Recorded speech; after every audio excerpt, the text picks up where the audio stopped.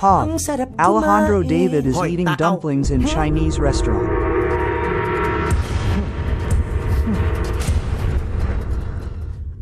May problema ba tayo? Ang serious mo naman. Ano na naman bang nagawa ko?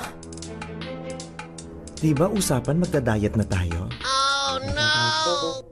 Oo nga.